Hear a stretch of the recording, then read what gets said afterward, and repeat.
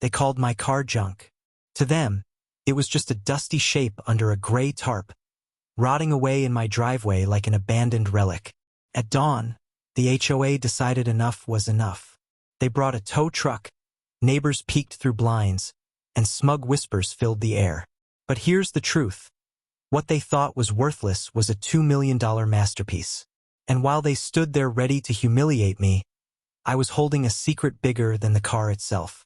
The land beneath their houses? Mine. What would you do if your neighbors made that mistake with you? 6 months before that morning, my life looked very different. I was 48, exhausted from a brutal divorce that left me with a box of clothes, a few tools, and a stubborn will to start over.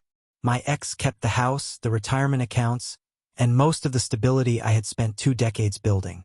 What I had left was a chance, just enough to buy a modest home on the edge of a wealthy neighborhood called Crestwood Estates. Crestwood was the kind of place where every mailbox was identical. The grass was trimmed like it had been measured with rulers, and the neighbors waved with plastic smiles that didn't reach their eyes. German cars lined every driveway. Scented mulch hit you like cologne the moment you drove in, and the HOA prided itself on preserving values. But me, I wasn't there for prestige. I was there for one reason: a 3-car garage. That garage mattered because of something I inherited after my Uncle Raymond passed away. Raymond was eccentric, a brilliant businessman who left behind whispers of secret investments and strange habits. But the only thing he left directly to me was a car, a beat-up-looking 1967 Ferrari. At first glance, it looked like junk. Faded paint, cracked leather seats, dust in every crevice. To anyone walking past, it looked like a project abandoned decades ago. But Uncle Raymond always told me, real value hides in plain sight. Most people only see what they expect, not what's really there. That Ferrari was proof. Under the weathered exterior, it was a numbers-matching classic with maintenance records stacked neatly in a leather briefcase. To collectors, it was priceless. To Crestwood, it was an eyesore under a tarp. I parked it carefully, slid the tarp over the curves, and locked the garage door. I figured it would sit there quietly until I found the right restoration shop. I thought I was being responsible, respectful, even invisible. I was wrong, because 3 days after moving in, the first knock came. A sharp rap on the door, the kind you don't confuse with a friendly hello. Standing there was Margaret Sloan, Crestwood HOA president, self-appointed queen of the block. Pearl necklace, designer fitness clothes she probably never sweated in, and a clipboard hugged to her chest like a badge of authority. Her smile was tight, practiced, and sharp enough to cut glass. "Welcome to Crestwood," she began sweetly. "I couldn't help but notice the vehicle situation in your driveway." Vehicle situation. That was my introduction. I explained it was a classic car, temporarily covered for protection. Her smile tightened. "MHM. Well, we have standards here. I trust you'll review the covenants." She handed me a flimsy notice on cheap paper, something that looked official enough to scare anyone unfamiliar with HOA tactics. That evening, I read every word of those covenants. No rule against covered vehicles for up to 30 days. She wasn't enforcing policy. She was testing me, and I had no idea how far she was willing to go to prove her power. The next morning, I noticed something new taped to my mailbox. A violation slip. It wasn't official, just a cheap form printed on copy paper with the HOA logo slapped at the top. "Unapproved vehicle storage," it read. "Fine, $250. I laughed, crumpled it, and tossed it into the trash. I figured it was a mistake, some kind of overreach that would blow over. But Margaret wasn't the kind of person who let things blow over.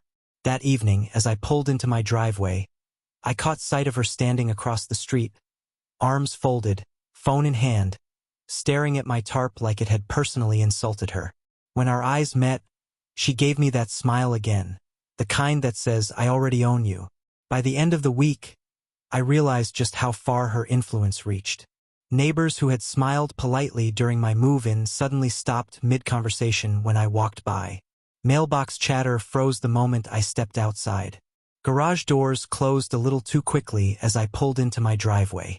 It was the suburban freeze-out, and I was the target. It would have been almost funny if it weren't so isolating. One neighbor even left an anonymous note in my mailbox that said, "Trashy car for trashy people."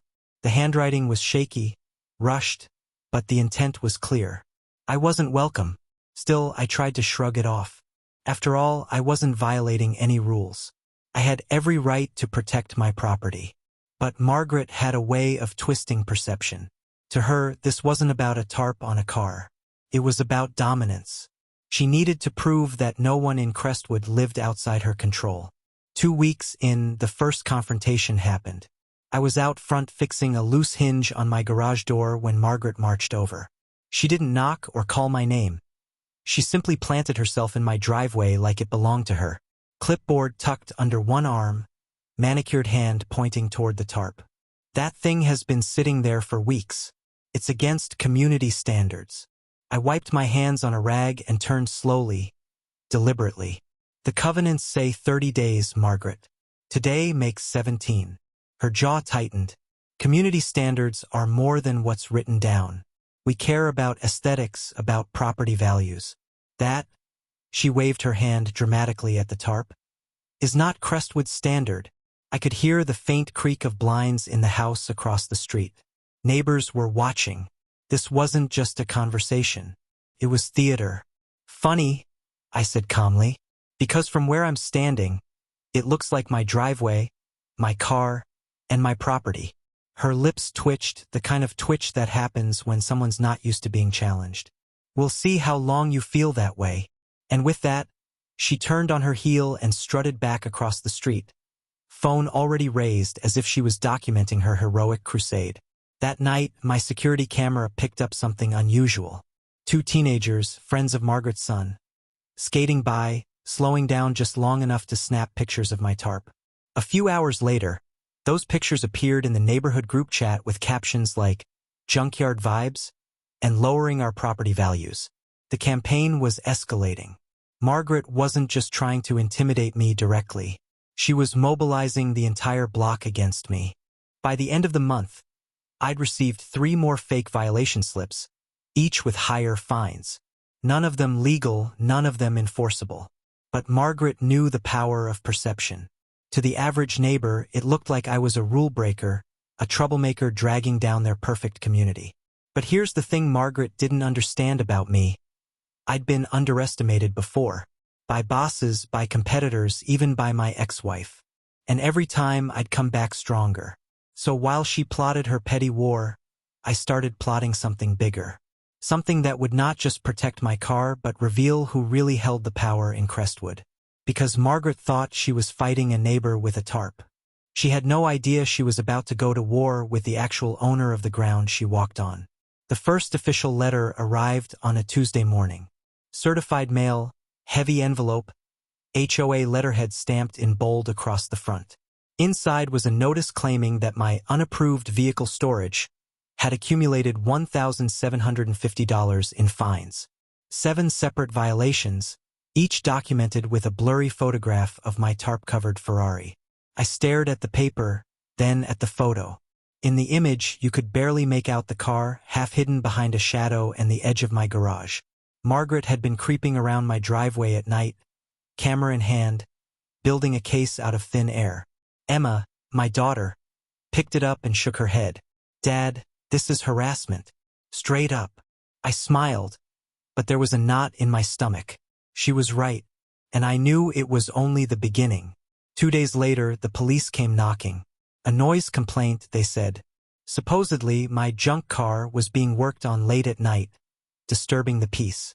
The officer glanced around my quiet driveway, then back at me. I hadn't even touched the car in weeks. "Sorry about this," he muttered, clearly embarrassed. "We've had a few calls from this street lately. All bogus." He gave me a knowing look. "Keep your head up." That night, another note appeared, tucked under my doormat. Scrawled in red marker, "Move your trash before we move it for you." I wasn't sleeping much anymore. Every time headlights swept past my house, I half expected to hear the crunch of a tow truck backing in. Every creak of the garage made me wonder if someone was tampering with the tarp. Margaret had turned my peaceful home into a war zone of paranoia. But instead of breaking me, it sharpened me. I installed 2 more security cameras, angled them toward the street, and started logging every incident. Dates, times, photos. Every violation notice went into a binder. Every note was bagged and labeled. If Margaret wanted a war of paperwork, she was about to meet an opponent who fought smarter, not harder. By mid-March, the harassment was impossible to ignore. The neighborhood Facebook group lit up with threads about me. Fake stories spread. That my car leaked oil all over the driveway. That rats were nesting under the tarp. That I was planning to turn my garage into a mechanic's shop. None of it was true, but Margaret fueled every rumor like lighter fluid on dry leaves. One neighbor, Mr. Collins, even approached me while I was checking the mail. He leaned in and whispered, "Look, I don't have a problem with you, but Margaret's got influence. If you don't move that car, things are gonna get ugly." Ugly for who? I asked quietly. His eyes darted away, and he walked off without answering. The message was clear. The block was hers, and anyone who stood against her paid the price. Then came the special meeting. A folded notice stuffed in my mailbox, inviting concerned residents to gather in Margaret's backyard to discuss the unsightly vehicle situation. No mention of my name, but no need. Everyone knew. I didn't attend. But I watched from my upstairs window as 20 neighbors gathered under her string lights, sipping wine while Margaret held court. She gestured toward my house, waving papers, whipping them into a frenzy. Phones recorded her speech. Laughter rippled through the crowd. The next morning, I found another violation slip taped to my garage door. This one wasn't just about the car. It listed my lawn as non-compliant, my fence as improperly maintained, and even claimed my daughter's basketball hoop was an unapproved structure. The fine total? $4,250. That was the moment I realized Margaret wasn't just trying to get rid of my car. She was trying to get rid of me.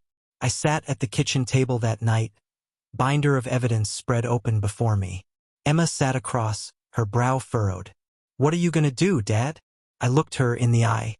"We fight smarter. We don't just prove the car isn't junk. We prove everything Margaret's doing is illegal." Because while she thought she was tightening the noose, all she was really doing was handing me the rope to pull her empire down. And Margaret had no idea that the very thing she mocked, the car under the tarp, was the key to unraveling her entire illusion of control. The night after the special meeting, I sat alone in the garage, the tarp draped over the Ferrari like armor, protecting a secret no one in Crestwood could imagine.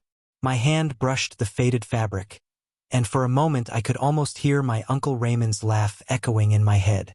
He always said, "One day, they'll see what you really have, and they'll choke on their arrogance." Raymond wasn't just eccentric, he was a visionary. He never married, never had kids, but he loved puzzles and investments. To the outside world, he was the odd uncle who collected books and drove old cars. But to me, he was a mentor who taught me 2 things. First, that appearances deceive, and second, that property is power. When he passed away, his will surprised everyone. My cousins fought over jewelry, paintings, and a vacation cabin. I got the car. At first, I thought it was a cruel joke. A dusty old Ferrari, its paint sun-faded, its engine coughing like a sick dog. I remember standing in his storage unit, looking at the car and thinking, why me? But then I found the folder. A thick leather case hidden under the passenger seat. Inside were meticulous records, maintenance receipts dating back to 1967, original import papers, correspondence with Ferrari itself. This wasn't just any car. This was chassis number 275 GTB/4, one of the rarest Ferraris ever made. To collectors, it was a crown jewel. To Crestwood, it was junk. And tucked inside that folder was something else, property deeds. I didn't understand it at first. Parcels of land scattered across the county. Some commercial, some residential. One caught my eye. A subdivision map of Crestwood Estates, with a signature at the bottom. Uncle Raymond's. That night, I sat cross-legged on the garage floor, tracing the lines with my finger. My lot wasn't just adjacent to Crestwood. It was tied to a larger trust Raymond had established decades earlier, A trust that included easements, mineral rights, and, most shocking of all, control of several blocks the HOA claimed as their domain. I almost laughed. Margaret and her clique thought they were bullying a broke newcomer with a tarp. They didn't know they were dealing with the heir of the man who had literally built part of their neighborhood. I called Emma into the garage and spread the documents out like a treasure map. Her eyes widened. "Dad, are you saying you own their houses?" "Not the houses," I said slowly, "but the ground under them, the block itself. Leased for 99 years. Guess how many years are left?" She leaned closer. "How many?" "3. Emma's jaw dropped. The realization hung between us like electricity. In 3 years, their leases would expire, and unless they renewed through me, they'd be standing on land they didn't own. Margaret's empire wasn't just fragile. It was an illusion propped up by ignorance. But the Ferrari was the key. If I revealed the car too soon, they'd only see a man flaunting wealth.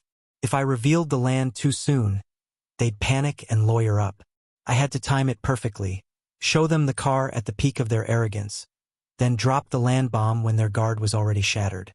For weeks, I carried that secret like a loaded weapon. Margaret escalated her harassment. Another violation notice here, another rumor there. But every insult, every fake fine only made me smile. Because with every day that passed, we moved closer to the moment she'd learned the truth. The neighbors thought I was cornered. Margaret thought she was winning. But what none of them realized was that the real game hadn't even started yet. The letter arrived like a summons. Heavy envelope, HOA letterhead. The words "emergency hearing" stamped in bold across the top. According to the notice, my presence was required at the community clubhouse on Saturday morning to address ongoing violations and determine appropriate disciplinary action. Emma read it over my shoulder. "Dad, this looks serious." I smirked. "It looks serious, but it isn't." Margaret wanted theater. She wanted me humiliated in front of the neighborhood, surrounded by her loyalists. She wanted the kind of kangaroo court where everyone already knew the verdict before the accused spoke a word. But what she didn't know was that I'd spent weeks preparing my own performance. Saturday morning came, and the clubhouse parking lot was packed. SUVs and luxury sedans lined the street. Inside, folding chairs formed neat rows facing a long table draped in a white cloth. At the center sat Margaret, pearls gleaming under the fluorescent lights, flanked by 2 board members with stiff smiles and even stiffer posture. Behind them, a banner read, "Crestwood HOA, preserving our community values."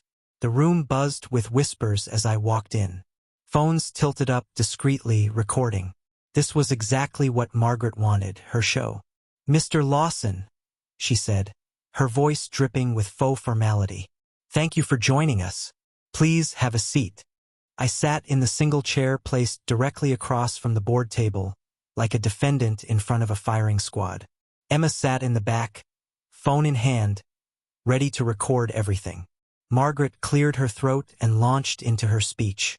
"It has come to our attention that your property has been in repeated violation of Crestwood standards.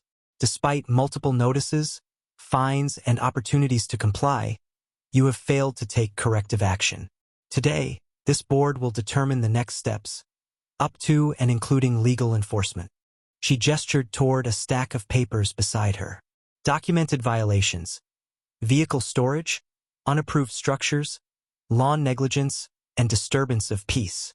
The crowd murmured. A few heads shook. Margaret was good at this, painting me as the outsider, the troublemaker, the threat to their precious property values. When she finally paused for breath, I leaned forward calmly.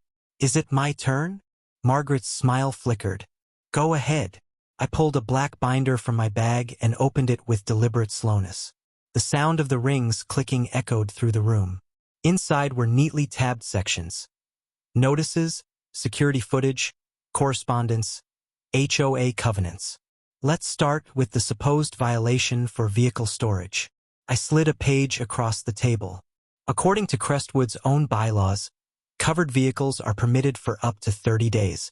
The first notice I received came on day 17. Documented. I flipped to the next tab. Noise complaint? Filed at 11:47 p.m. on February 12th. Here's security footage from that exact time. Driveway empty. No noise. The only movement visible is Margaret's car parked across the street. The room rippled with gasps and murmurs. Margaret's face tightened. I kept going, methodical, relentless. Every violation she listed, I countered with evidence. Timestamps, photos, highlighted covenant language. Every time, the board members shifted uncomfortably in their seats. Finally, I closed the binder with a soft thud. So unless Crestwood intends to rewrite its rules on the fly, these violations are baseless.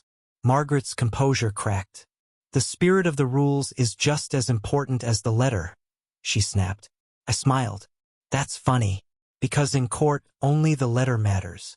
The board members avoided her eyes. The crowd whispered louder now. Not against me, but against her. The tide was shifting. And then I delivered the kicker. By the way, since you've brought legal enforcement into the conversation, I did a little digging of my own.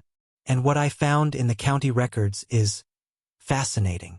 I pulled out a folded map, spreading it across the table. This is Crestwood Estates as filed in 1974. Notice this block here? It's marked under a 99-year land lease, signed by one Raymond Lawson. My uncle. The room went silent. I let the words sink in. So before we talk about rules, fines, and enforcement, perhaps the board should review exactly who holds the dirt under their feet. Because if these violations go to court, we'll be discussing not just a car under a tarp, but the validity of Crestwood's authority altogether. Emma's camera caught the moment Margaret's face drained of color. She stammered, tried to regain control, but the whispers in the room had already turned against her. The board quickly adjourned, citing a need for further review. Margaret stormed out, phone glued to her ear, pearls rattling against her neck. But I didn't leave angry. I left smiling, because for the first time, Margaret realized she wasn't fighting a man with a junk car.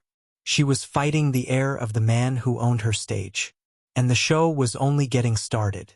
It was 6:12 a.m. when I heard the growl of a diesel engine outside my window. I pulled back the curtain and there it was. A tow truck backing into my driveway, its orange lights flashing like a warning beacon. Margaret stood beside it, arms crossed, pearls gleaming in the sunrise. Two board members hovered behind her, trying to look official. And as if on cue, neighbors started filtering out. Robes, coffee mugs, phones raised to record what they thought would be my public humiliation. Emma came rushing down the stairs. Dad, they're here to take it. I took a slow breath and smiled. Perfect. By the time I stepped outside, half the block was gathered. Margaret's voice cut through the air. This eyesore has been a violation for months. Today, Crestwood cleans up its streets. Applause rippled through the crowd. Some laughed. One neighbor muttered loud enough for me to hear. About time. The tow truck driver walked toward me, clipboard in hand. Sir, we've got orders from the HOA to remove the vehicle. You'll need to sign here. I held up my hand. Before you hook up anything, let's do this the right way. The driver hesitated. Margaret snapped. Just tow it already. I walked past him, stopped at the tarp, and turned to the crowd. For months, you've called this car trash, junk, an embarrassment to your property values. But the funny thing about appearances, with one motion, I grabbed the tarp and yanked it free. Gasps exploded through the air. The sun hit the polished curves of scarlet paint, the prancing horse emblem gleaming on the hood. Chrome wheels sparkled, body lines perfect, every inch of it a masterpiece. The 1967 Ferrari 275 GTB/4 stood like royalty in the middle of Crestwood, alive and undeniable. Phones flew higher into the air. Camera shutters clicked. Someone whispered, "Oh my God. Another. That's a Ferrari. That's the Ferrari." Margaret's face twisted, the smug smile melting into open-mouthed horror. "This," I said, patting the hood gently, "is worth over $2 million, one of only a handful in existence. And for months you've been calling it junk." The tow truck driver stepped back, hands raised. "Yeah, no way I'm touching that. Not for all the money in the world." He ripped the violation order in half and stuffed it in his pocket. The crowd's energy flipped in an instant. The laughter stopped. The whispers turned sharp, directed at Margaret now. She said it was trash. $2 million. She's been harassing him over that? Emma stood beside me, grinning ear to ear, recording every second. I looked straight at Margaret. You wanted to humiliate me. Instead, you just showed this neighborhood that you don't know the difference between value and vanity. You claim to protect property values, yet you tried to destroy the most valuable thing on this block. Margaret sputtered. Tage, this isn't about the car. It's about compliance. But no one was listening anymore. Neighbors weren't looking at me. They were looking at her. I walked over to the tow truck driver and clapped him on the shoulder. Thanks for your time. He nodded, eyes still on the Ferrari. Beautiful machine. Good luck, sir. He climbed into his cab, shifted into gear, and rumbled away, leaving Margaret standing there with nothing but a crowd turning against her. I leaned against the Ferrari, arms crossed, letting the silence stretch. Finally, I said, now, if you thought that was shocking, wait until you hear who really owns this block. The words hit like a lightning bolt. Heads snapped toward me. Phones zoomed in. Margaret's jaw fell open. And just like that, the car reveal was no longer the main event. It was the opening act for something even bigger. The street was silent except for the rustle of leaves in the morning breeze. Neighbors stood frozen, phones still raised, eyes flicking between me, the gleaming Ferrari, and Margaret's rapidly unraveling composure. I let the pause hang, savoring the tension. Then I reached into my bag and pulled out a folded stack of papers. Thick, yellowed with age, but stamped with the county's seal. You've all spent months believing Margaret when she told you I was the problem, that I was dragging this neighborhood down. But what if I told you that Margaret isn't just wrong? She's been lying to every single one of you. Gasps rippled through the crowd.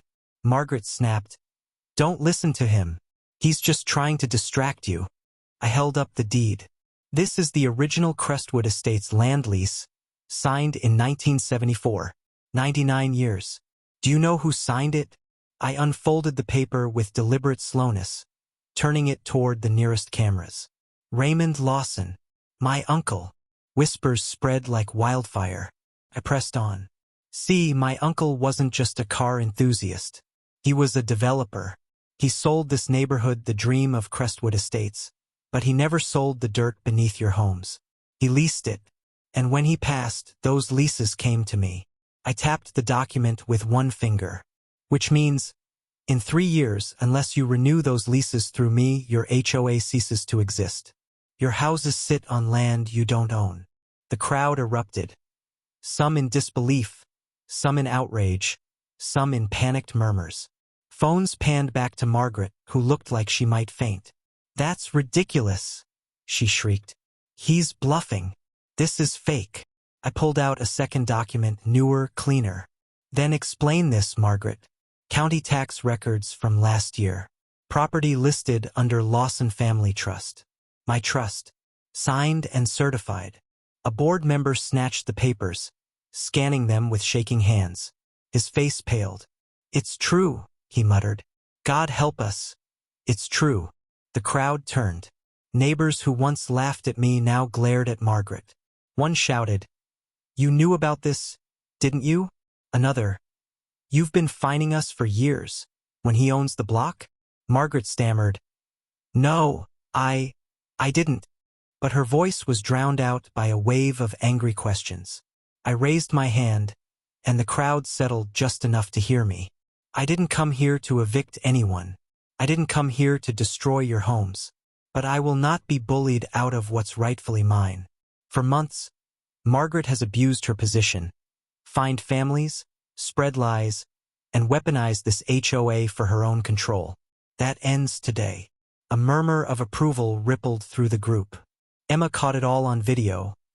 Margaret shrinking, the neighbors shifting allegiance, the empire crumbling in real time. I'm not your enemy, I continued. I'm your neighbor. I want Crestwood to thrive. But if this community wants to survive, it won't be under Margaret's rule. Not anymore. The words landed like a gavel strike. Someone in the back shouted, "Dissolve the HOA." Others joined in, louder each time. "Dissolve it! Dissolve it!" Margaret tried to shout over them, but the chant grew until it shook the air. For the first time since I'd moved in, Crestwood wasn't looking at me with suspicion or contempt. They were looking at Margaret with anger. And they were looking at me with something else entirely, respect. The Ferrari glowed behind me, proof of hidden value. The deed papers fluttered in my hand, proof of hidden power. Together, they told the story Margaret never wanted revealed. The junk car wasn't junk, the outsider wasn't powerless, and the Queen of Crestwood wasn't a queen at all. And in that moment, Margaret knew it. Her kingdom was gone. By the following week, Crestwood Estates was unrecognizable. The once tight HOA grip had snapped overnight, and the fallout spread faster than Margaret could spin her excuses. The video Emma recorded went viral on the neighborhood Facebook page before Margaret could take it down. Neighbors shared it like wildfire. Margaret shrieking in denial, me holding the deed, the Ferrari gleaming in the background. By morning, the clip had over 3,000 views, far beyond our block. Local reporters showed up, knocking on doors, asking questions about HOA fraud and shady leadership. Margaret tried damage control. She sent out a long-winded email claiming misinformation and taken out of context statements. But it was too late. Families who'd been fined hundreds, some thousands, started demanding refunds. One neighbor marched to her doorstep waving a stack of old violation letters, shouting, "You stole from us!" Others filed complaints directly with the county. Then came the legal blow. The county clerk's office confirmed the Lawson family trust's ownership of Crestwood's land. That triggered an investigation into the HOA's legitimacy. Within days, Crestwood HOA was suspended pending review of its finances and bylaws. Margaret's house became ground zero for angry neighbors and delivery trucks hauling away boxes of shredded paperwork. It turned out she'd been embezzling funds, using HOA dues to cover personal vacations, landscaping upgrades for her own yard, even a gym membership. The evidence piled up fast, and the board members who once flanked her at every meeting scrambled to resign, each one claiming ignorance. For the first time since I'd moved in, people knocked on my door, not with complaints but with apologies. Mr. Collins, the neighbor who'd warned me things would get ugly, stood on my porch holding a pie his wife baked. "We should have stood up to her sooner," he admitted. "Guess we all forgot this was supposed to be a neighborhood, not her kingdom." Even the teenagers who'd mocked my car came by, asking to see the Ferrari up close. I let them on one condition. They had to help Emma wash and wax it. By the end of the afternoon, laughter echoed through the street, the kind that had been missing for months. And Margaret? She vanished. One day she was screaming at reporters from behind her door. The next a moving truck hauled away her furniture. Her house sat dark and empty, a monument to what happens when power becomes obsession. Crestwood was free, and for the first time in months, I slept peacefully, knowing the nightmare was finally over. When I look back on those months, it still amazes me how fast arrogance can turn to ashes. Margaret believed control was power, clipboards, fines, and threats. But real power doesn't come from intimidation. It comes from truth, patience, and knowing what you actually own. For me, the Ferrari wasn't just a car. It was a lesson my uncle left behind. On the surface, it looked worthless. Rust, dust, a tarp that fooled everyone. But underneath, it was priceless. Just like the land under Crestwood. Just like the truth Margaret tried to bury. The funny thing? I never wanted a fight. I wanted peace. A quiet home for me and my daughter. A place to start fresh. But sometimes, peace only comes after you stand up to those who mistake kindness for weakness. Today, Crestwood is different. Without the HOA's shadow, neighbors talk to each other again. Kids play in driveways without being policed. People wave for real, not with plastic smiles. And every time I pull that Ferrari out for a drive, it's not about showing off wealth. It's about reminding myself and anyone watching that value often hides where no one bothers to look. So here's the moral. Never let someone else define your worth. Whether it's a neighbor, a boss, or an entire HOA, their opinions don't decide your value, you do. And to everyone watching, if you've ever dealt with a power-hungry HOA or a neighbor who acted like they owned you, I'd love to hear your story. Drop it in the comments below. Oh, and don't forget to like, subscribe, and share, because as you've just seen, sometimes the best revenge isn't loud, it's undeniable.